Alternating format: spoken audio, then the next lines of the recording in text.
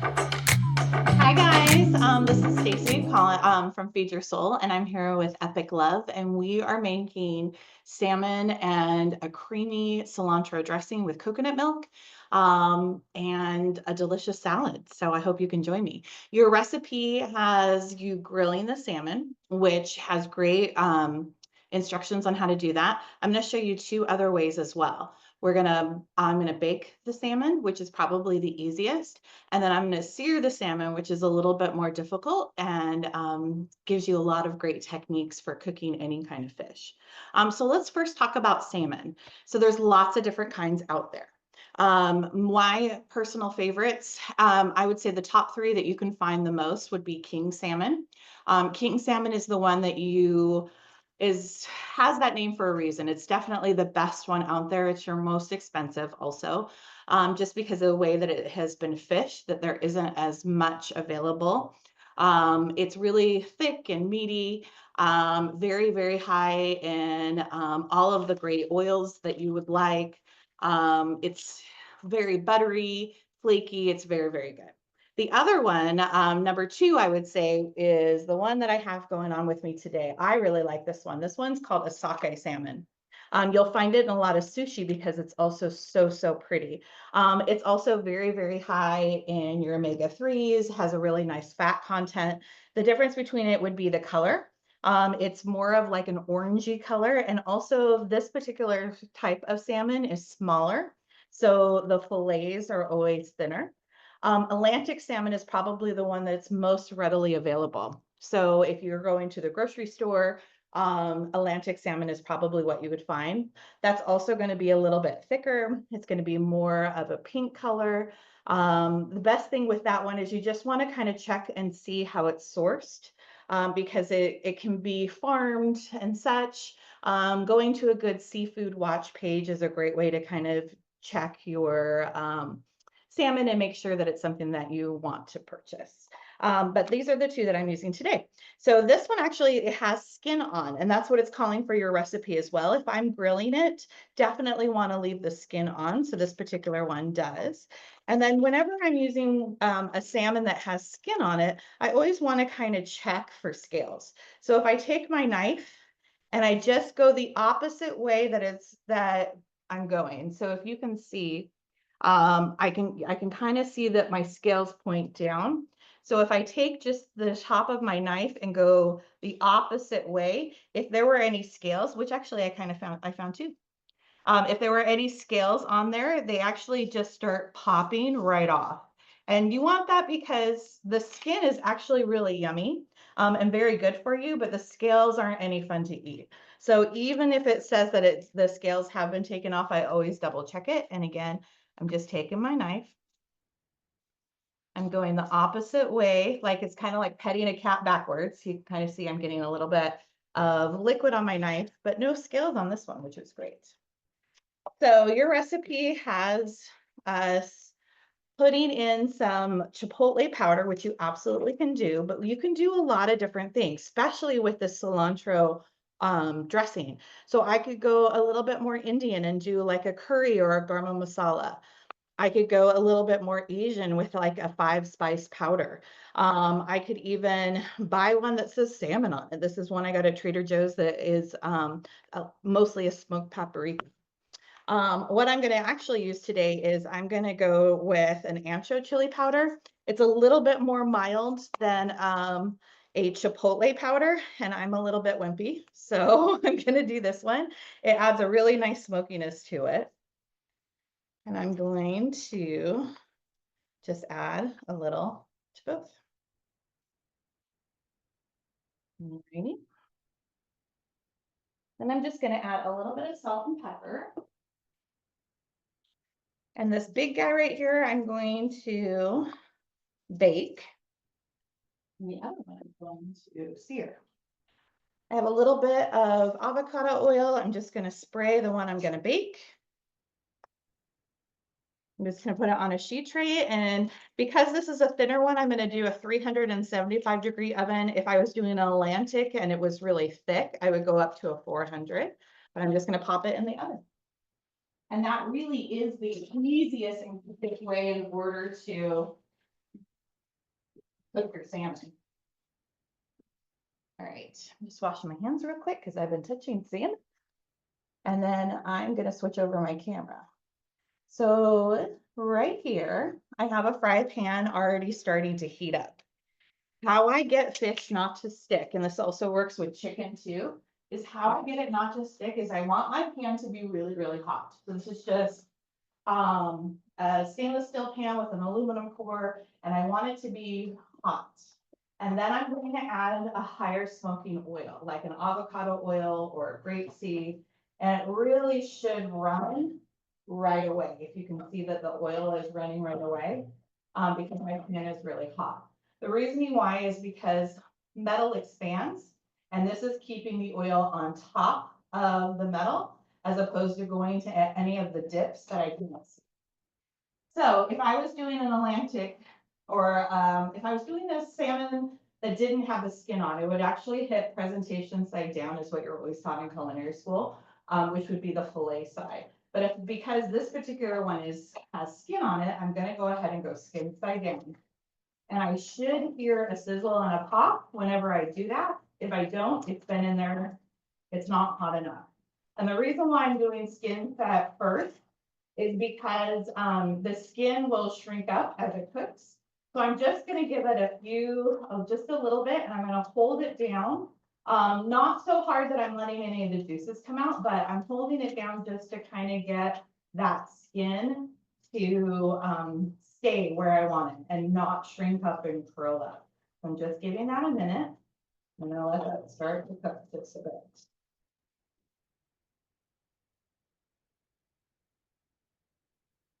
Ooh, it smells really good already. All right, so how I know when I'm ready to flip. I'm gonna start to see the color change and crawl as it goes up. So you can kind of maybe see my color is starting to become more of a solid lighter pink color, and that's just kind of what I'm looking for. The other thing is it's not going to release until it's ready. So if it's sticking, it's not ready. If you force it and try to flip it, you'll actually rip the skin off, or you'll rip that part of the salmon or your chicken off. But it's actually really nice and ready to flip, and you can kind of see it's not sticking at all. And that's because I let my pan get really hot. So I'm gonna go ahead and flip. And then if you see that skin,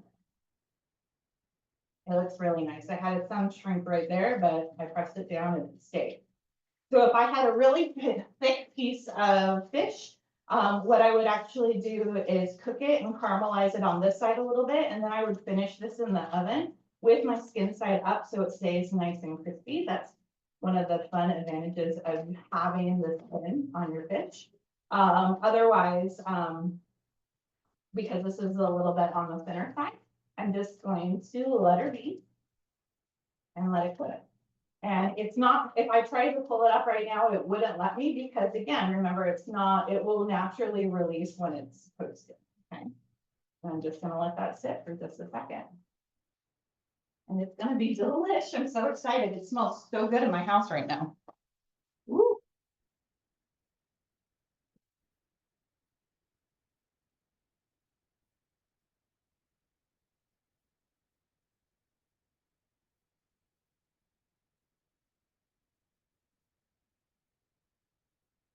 So one thing I was doing real quick was switching out my board. My other cutting board had raw fish on it, and then I'm going to need to put this someplace that didn't have raw fish on it. So I would grab a plate or another cutting board or anything. And then again, it will naturally release when it's ready. I'm just gonna double check it. I'm gonna cook it just a little bit more, but it's looking great. And it doesn't stick at all. The reason why it doesn't stick is because I got my pan very, very hot and I didn't put any oil in there until it was very, very hot. In the meantime too, I'm just gonna check what I have in the oven. It's looking really, really nice. All right, and I'll let that be. In the meantime, let me show you what else I have going on.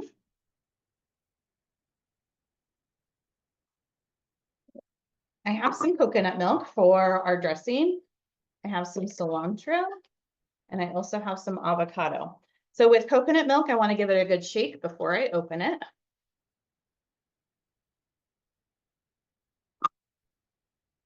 And then I believe it gets about a half a cup.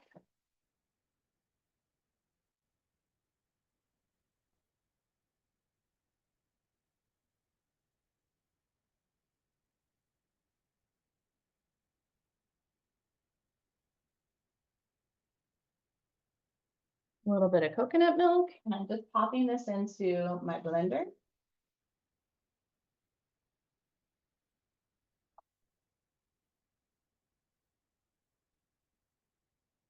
And then you could do a light coconut milk. You could actually even do a yogurt if you wanted to increase the protein. Any of those would be really, really yummy. All right, I'm gonna go back to my fish real quick because I believe I'm about done.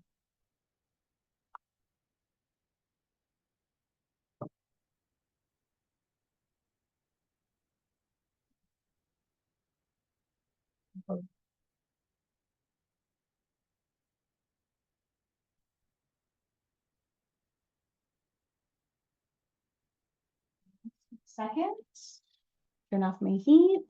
And then my one that's in the oven will just be a few more minutes. I'm just gonna let that rest. Okay. So over here in my blender, I have my coconut milk, and I'm gonna go ahead and add in some cilantro. I'm gonna give that a little bit of a blend. Maybe. There we go. And I'm gonna blend that up just to get those leaves a little bit smaller. You don't have to, it just makes it look a little bit pretty. I do that with smoothies too.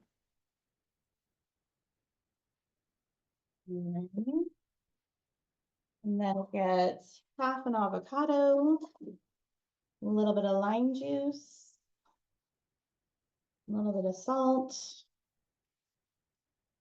And then I'm also going to add, you can do garlic powder, but I'm going to add a little bit of fresh ginger.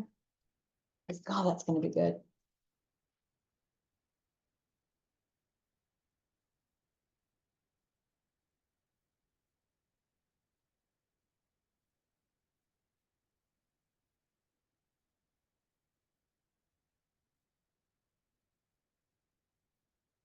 Avocado. That is, I wish, a little riper. You got to plan those a couple days in advance. Avocado, cilantro. I'm going to add a little bit of lime juice. See?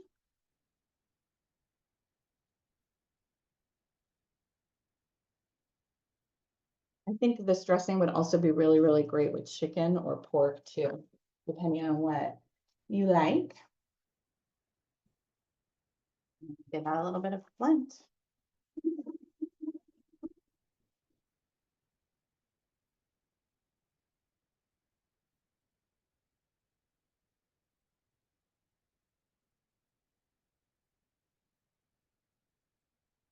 Oh my gosh, it smells great. I think that fresh ginger really looks so nice. Okay. I'm gonna have my salad here. Sorry. So in here I have some cucumber, I have some arugula, I have some tomatoes. You put really anything I want in here, carrots, really anything.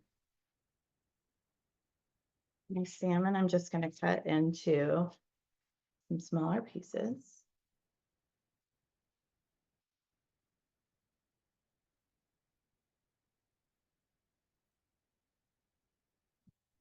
Pretty. A little bit on the top. And that really is amazing. I'm actually super excited for dinner.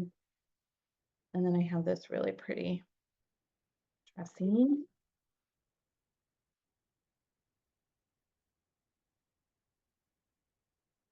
I'm just going to put around it.